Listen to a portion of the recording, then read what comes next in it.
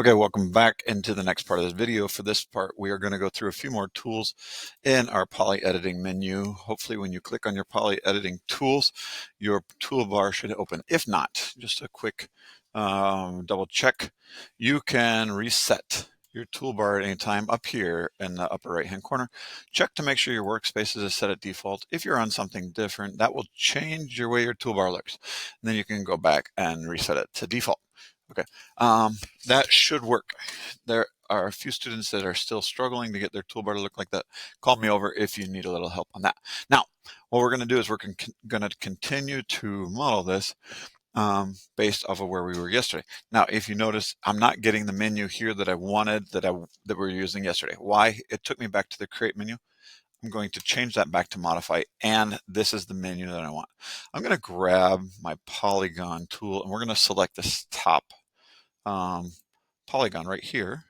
Okay, and hopefully now this is good. I'm glad it's not working. So I can select this, I can move this. Okay, that's good, that's working. But I go to select here and yeah, okay, now it's letting me select.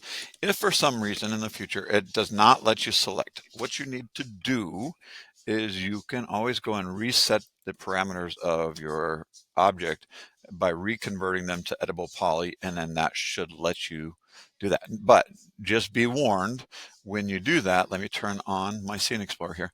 That will collapse all your modifier. Oh, here in the modifier list, that will collapse any modifiers that you've added into one, and they will become part of it permanently. So you can't undo anything that's in the list here. So we're going to go now. Once this is selected here, I'm going to grab my Polygon tool again. And this gives us tools that we can use with our Polygon. What we want to do is we're going to use the Extrude tool this time. Okay, I could use Shift and extrude it, but we're just going to use the Extrude tool here, which is going to do the same thing. You notice the cursor changes a little bit. I'm going to pull that up a little bit. It doesn't quite go as fast as I want, and I want to make it a little taller. If you need to do that before you see, if I just do another one, what it's going to do is it's going to put another section in there, and I don't want that yet. So I'm going to undo that. I want to grab my move tool while I'm still selected with this polygon. I can stretch this out a little bit, make it the height that I want. Okay, so it just works a little different. And at the top, I think I am going to do a small one while I'm still in the extrude tool. About, let's see, let me grab extrude, I guess. Here, about this big. Okay. And we'll see why we want to do that in a few minutes.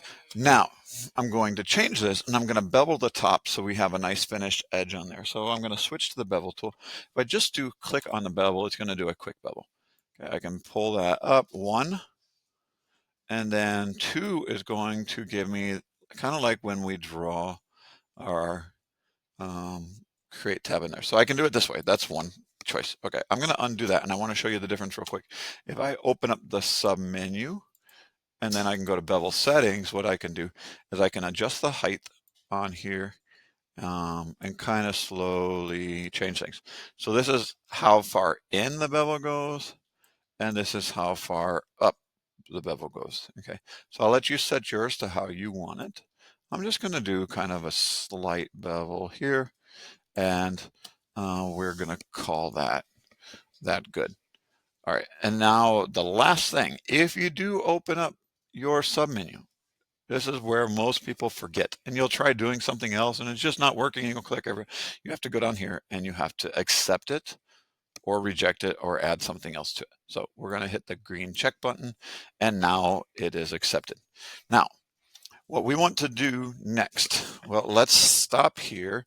We're going to call that a wrap. Oh, wait. We want to bring this to the back, but we don't want to do that. Let's see, how should we do this? I should have done this a minute ago. I want to add a little angle to the back of my bench so it's not so straight up and down.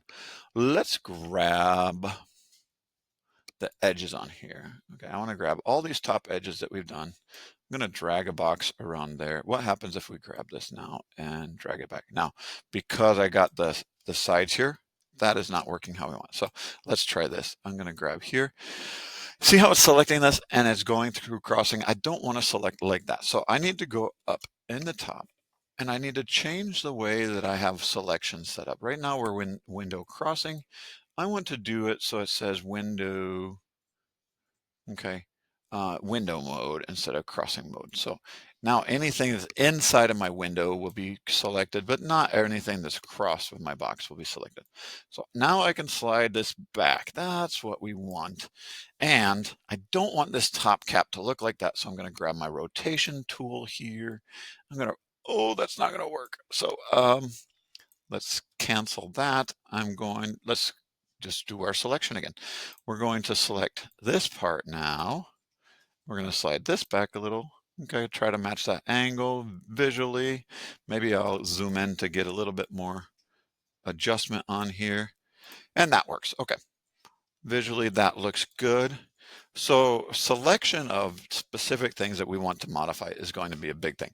Our one side of the bench is ready.